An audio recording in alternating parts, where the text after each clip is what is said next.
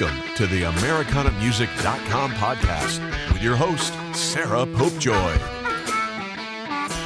Today on AmericanaMusic.com, we are excited to welcome Caroline Cotter. She's performed at over 1,000 venues, including the prestigious Falcon Ridge Folk Fest in New York and Rocky Mountain Folk Fest in Colorado. She was artist in residence for the 2025 World Expo in Osaka, Japan. Her single Grounded in Love comes out Friday, August 14th, followed by her album, The Answer, releasing October of 2026. Caroline Cotter's music is a soothing salve to today's world. We're so excited to have her on the show today. Welcome, Caroline.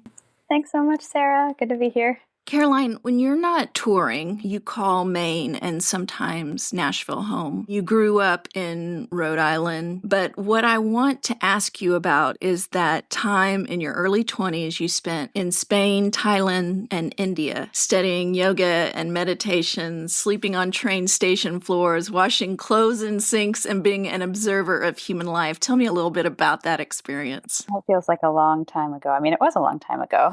Graduated from college. I really wanted to see more of the world. I had some pretty great study abroad opportunities as part of my college experience. Wanted to continue that and looked into ways of doing that. Found opportunities to teach abroad. And I thought, okay, well, now that I've got my college degree, I'll go teach overseas. And so I went to Thailand and I worked with very small children teaching English at a private school. It was a really interesting experience. It was a school in Chiang Mai.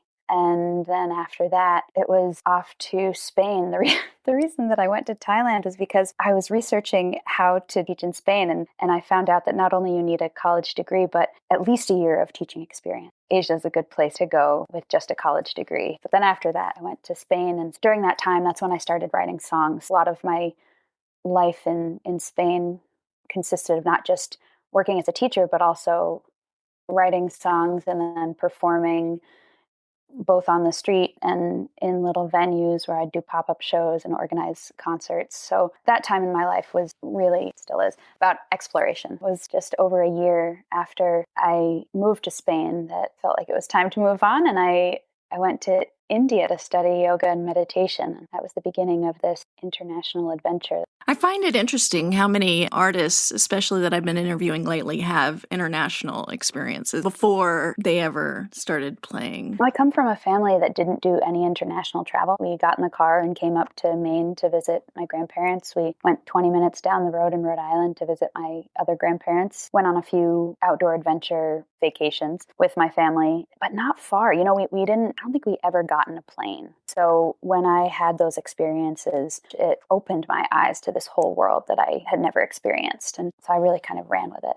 You played 40 shows across Germany in 2025. Is that right? Yeah, I did. Yep. Well, I just came back from Europe as well. Oh, okay. Last year, you're right. And then this year, I was in Europe for 9 weeks. I just got back a week ago. Last year, you played at a restored barn with an engraved stone from World War II. I did, and I actually played there this time, too. Did you? Yeah. And then you got to perform at the USA Pavilion stage at the World Expo in Japan. Can you tell the story of these performances and how they related to your 1940s Banner Gibson you were playing at the time? The only guitar I have, so I still play it. I got that guitar over a decade ago. Such a special instrument, built during World War II by women because all of the men were off fighting in the war. So Gibson Guitars hired a fleet of 200 women, came in to build guitars, and Gibson kept that a secret because they didn't think that anyone would want to buy a guitar made by a woman. These guitars are amazing. You probably know about the Banner Gibson from World War II. I feel really lucky to have one. And last year, I returned to this far and wide touring that I had done before the pandemic and went all over the country. I just went from Maine to Florida to Northern California, back and forth for months, crisscrossing the country and playing shows. I went to Germany, as I've done for the past decade, for this 2-month stint. And yeah, this barn that I played in reminded me that it was the 80th anniversary of the end of World War II. This stone that was the centerpiece of this venue was found on the property 20 years before when the barn was being stored. The owner of the barn found this stone. It was engraved with a thank you note, and he dusted it off. He put it in the center of his venue. It's a thank you note from a priest who who was in hiding in the winter of 44 to 45 in this barn, hiding with a group of children, hiding from the Nazis. And the thank you stone was to the owner of the barn, the farmer, saying thank you for giving us a place to stay and keeping us safe during this time. So seeing that stone in that barn and playing this instrument that came from the same time was just this magical experience that made me feel like my guitar was taking me on some kind of a journey in honor of the 80th anniversary of the end of World War II. It was something that I had applied for and was accepted to, this artist residency in Japan. So it wasn't a spur of the moment thing, but it did occur to me, oh, okay, now we're going to Japan. Isn't that interesting that after these 2 months in Germany, here we are in another 2 months in Japan? And so a lot of this theme of history of the war and then wanting to sing for peace and light, connection, that was a big theme of last year. That's really cool. I was wondering if you had the guitar before you played these places. It's been my only instrument for 10 years. Yeah. That is awesome. Now, you recently had a soft launch of the album A Quiet Song of Hope on June 19th of 2026, and you're releasing an album in October. Talk about how both these albums felt right to release in the same year. So the album coming out in October is called The Answer. The album that I released in June, just a month ago, that was recorded 2.5 years ago. And it's a collection of songs that I wrote from 2021 till the end of 2023 during a time when I wasn't touring. I was living in Down East, Maine, which is a beautiful part of the world, absolutely beautiful. It's also very isolated and certainly more so even during the pandemic. So these songs came from a darker place for me, more of a healing, broken heart album. And though I felt motivated to record the album as a way to release these feelings and these stories, I wasn't motivated to release them and share them with the public quite yet. And so I just sat on it. I sat on the album for 2.5 years and waited to write more songs that I was excited to share with the public. Once I wrote The Answer, which is 13 songs, all written last year during this epic adventure around the world, playing songs for peace and unity, I felt like, yeah, okay, this makes sense. I've got this dark album and I've got this light album, and it's not a double album, but I'd like to release the dark before the light in consecutive order, at least with my story, my timeline. And so that's how I did it. I didn't put any energy into promoting A Quiet Song of Hope. I'm really glad that I put it out and that I am sharing it, and I'm excited to share the songs from The Answer as well. I call that your Adele album. So I want to talk about your song from that album, that June album, Hunting Season. I must admit, I listened to that song over and over and over again. It's so good. It's so good. I'm going to read the first 2 lines of the chorus. Gravel road, brush pile of smoke, past the dooryard where we broke. Those lines just take you there. First line hits hard too. I didn't know if I knew her or if she mistook me for someone else. I mean, that hit harder the second time I listened to the song. I wanted to include one more line. The last verse is where it ties it all together with the title, Passing Through the Center of This Crooked Road Town. I'm driving slow, the light is getting low, and it's hunting season now. I can tell I'm getting closer by the tightening of my chest. Maybe I've not forgiven, but I do tend to forget. Can you talk about that song? It's a very powerful song. Thank you. Yeah, it's so interesting because I released this album with 0 effort in promotion because I didn't want to talk about these songs. Sorry. But I'm really glad that you like that song. I also really do love that song. I'm glad that I waited to release it because it was quite tender for me when I wrote it, and then for a couple years after as I felt I was processing feelings and healing. Ultimately, I do think it's important to share art that comes from grief, something that we all have in common. Why not just share that? Yeah, I went through a breakup and was processing those feelings, looking back at experience of living in that relationship and returning to a place that had felt like home to me, just experiencing that change that happened, the anxiety that it creates, the pain that exists, and then recognizing all of my own struggles and challenges that contributed to it not continuing in the way that we both thought it might.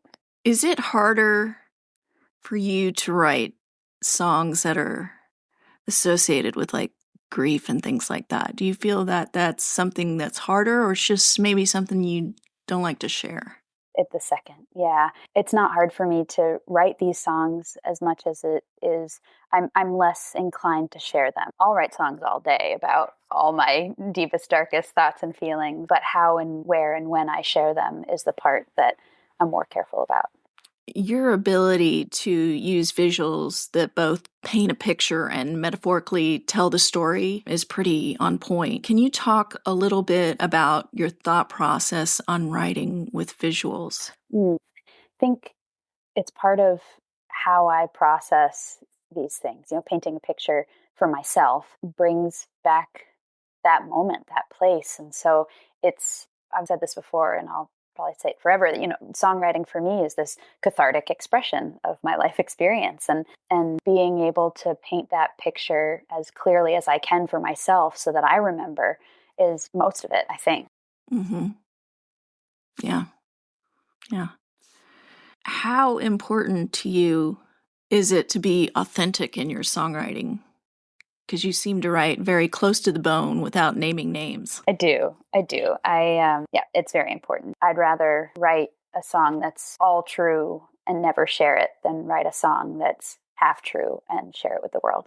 Your single, The Answer, came out in this July 17th, just a few days ago from when we're talking now. I'm going to read the chorus. When I'm in doubt, the answer is love. What's life about? The answer is love. Receiving and giving, loving is living. From the beginning, the answer is love. It's a beautiful song. Can you talk a little bit about what inspired you to write The Answer? That song came from the tour last year that I was on in Germany. I went to this little island off the coast of Germany in the Baltic Sea. I'd never been there before. I was greeted with such warmth and just loving hospitality. And I played 3 shows on the island. There's no cars on that island, so I was given a bike so that I could get to my shows. Oh my gosh. And I rode my bike up and down this little island with my guitar on my back. It's tiny, so you can get from one side to the other in like 10 minutes. It's long. Hopefully you didn't need an amp.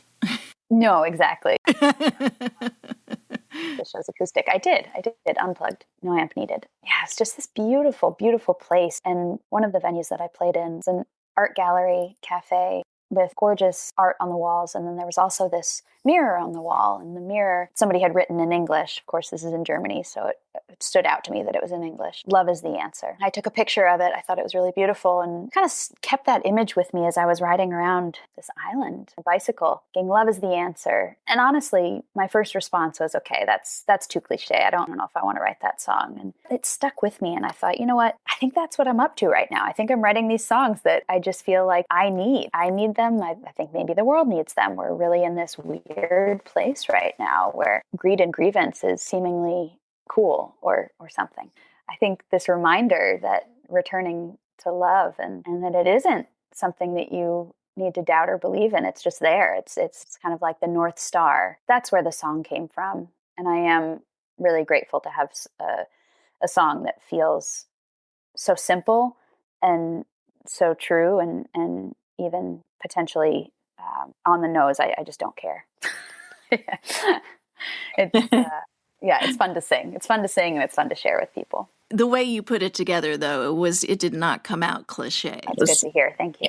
Grounded in Love releases on Friday, August 14th. It's hard not to get up and dance to that song in the living room. I'm not going to lie. I love that, Sarah. Thank you. You've performed over 1,000 shows. Your tour schedule is pretty full already for the rest of the year, what I've seen. I mean, you've got some shows coming up, which means you're traveling a lot. You talk about being grounded versus having roots like most people. Can you talk a little bit about that idea? Yeah, I think there is this very obvious question that I get often because I travel so much. How do you stay grounded? I think about that all the time, and there's practices that I do. We all know about, or just having your feet on the ground. That's very grounding, that practice. During the pandemic, when I was living up in down East Maine in the national park, I got into hugging trees. I don't know if you've gotten into hugging trees, but I highly recommend it. It's something that I do all over the world and often just close my eyes so I don't see people looking at me sideways. Getting in the ocean's another big one, or any water source, river, lake, just having that moving water, but salt water is the best. Yeah, just these practices of grounding. Of course, hugging people is grounding as well. And so I try and do that as much as possible. But it is an odd way to live a life, to have this relatively solo endeavor, moving from town to town and place to place. We all know human connection is so important. And so for me, playing as many shows as I do, that's one reason why I like to play so many shows, is because I get that human connection when I play. And it allows me to continue to travel and still feel grounded, still feel connected. Yeah, while I'm not grounded in one place, one structure to call home, I am grounded in this flowing energy that is love, whether it's with nature or with the people that I encounter and stay connected to from home as well.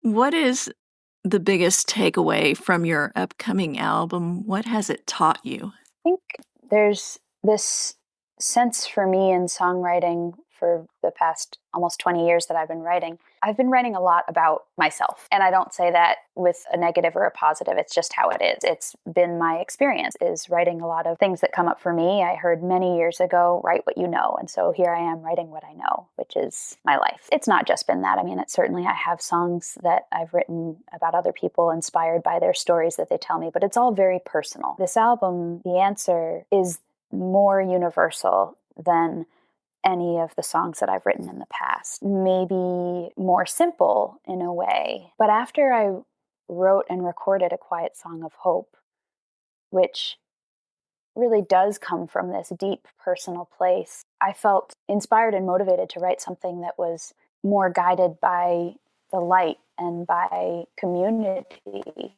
all of our shared humanity. And so I think that's the difference in this collection of songs from anything that I've written in the past. Maybe just a bit more looking at the world, looking out rather than looking in. What do you think makes a great song? Well, there's so many different things. I love the variety of the world, right? There's just like, you can have the best lyrics that really hit you, or you can just have a good groove. Got into re-listening to Harry Nilsson when I was on this last tour. Just giggling because what makes a great song? I don't know, the lime and the coconut. I mean, there's so many examples of greatness that are on all sides of this spectrum. And so it also just depends on your mood, right? Like sometimes you want to dance and sometimes you want to cry. But I think there's so many ways to create great. I wouldn't dare try and pin it down in any way, because it's all just our opinion anyway. Caroline, thank you so much for being here today. I'm looking forward to the new album, The Answer. I can't wait to hear it. Thanks, and thanks for listening. I wasn't expecting you to listen to A Quiet Song of Hope, but I'm really glad that you enjoyed it. Thank you. Here's a short clip from next week's interview with the Divorcees. If you're from New Brunswick, you're from the country. Got a lot of country in its blood. Every single New Brunswicker's got family members that are in the country. I just remember going to the barbershop as a kid and just country music playing there all the time, you know? And my whole mom's side of the family, big country folks. And my mom and dad, big into the country. It's definitely a provincial thing because we're all related. You're not right. Very similar to the kind of Appalachian culture. It's kind of, there's a lot of like kitchen parties and stuff here, and a lot of French Acadians in New Brunswick. So, which I'm French Acadian. Sean, you're technically French Acadian. My mother was. Yeah, there's a lot of that kind of mix in the music, and a lot of countries being played and bluegrass around here. We're excited to release American Music Town's very first show this October 1st of 2026. Here's a short clip from the podcast's first show, Muscle Shoals. In an Alabama town near the Tennessee state line, Fame Studios, founded by Rick Hall, was where the Muscle Shoals craze all began. At the time, Aretha Franklin was recently dropped by her label and found her groove at Fame. It's where Mustang Sally was recorded by Wilson Pickett, Percy Sledge recorded When a Man Loves a Woman, and Tell Mama was recorded by Etta James. Today, Americana artists like Jason Isbell, Turnpike Troubadours, Maggie Rose, Alison Krauss, and Grace Potter have all recorded there to obtain some of the Fame magic. It's a privilege to welcome Rodney Hall. Tell us a little bit about, I know I went through some of it, but some of the history of Muscle Shoals and the recording studio that your dad started. Oh, wow. It's, that's 65 years. How much time we got? Right. It all started in the late 50s, early 60s. He was a songwriter, and he and a guy named Billy Sherrill and Tom Stafford were partners, and Billy went on to run Columbia Records and did George Jones and all kind of people, Johnny Cash and Tammy Wynette and so forth. But anyway, they started writing songs and had some success with George Jones and with Roy Orbison and some other people. And from that kind of gave them the idea that they might be able to make money in the music business. So he started a little publishing company and recording studio and started recording artists and found his niche was in black music and started doing R&B and soul music with Arthur Alexander first, who had a big hit, and then Jimmy Hughes. And from there, it just kind of snowballed into, everyone from Wilson Pickett to Otis Redding, Little Richard, Lou Rawls, Etta James, Aretha Franklin, Candy State, and Clarence Carter. Just it goes on and on and on. It's a mountain of music has been recorded here, and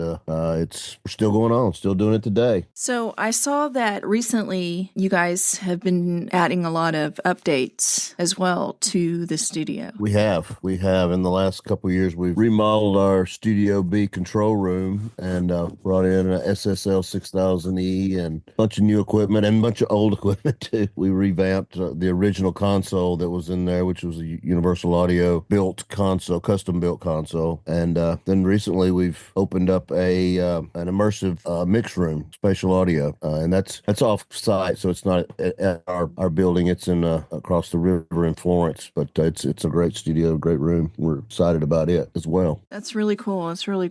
So how did the transition go with you, running the studio? Well, it was slow and painful.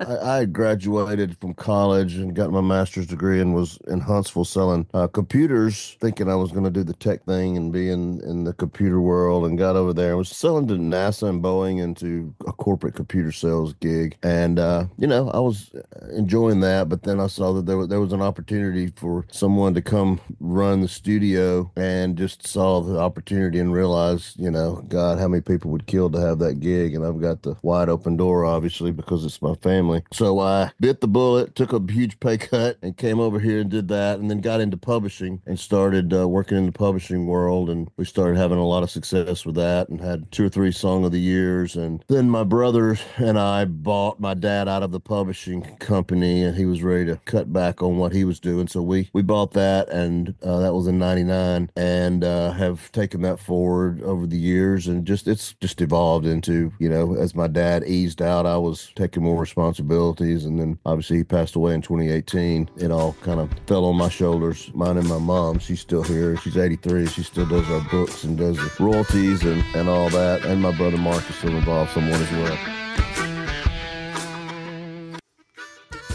Thank you so much for listening to AmericanaMusic.com podcast. Be sure to go to AmericanaMusic.com and find playlists of the Americana artists we've interviewed here. Also, be sure to follow us on your favorite podcast platform.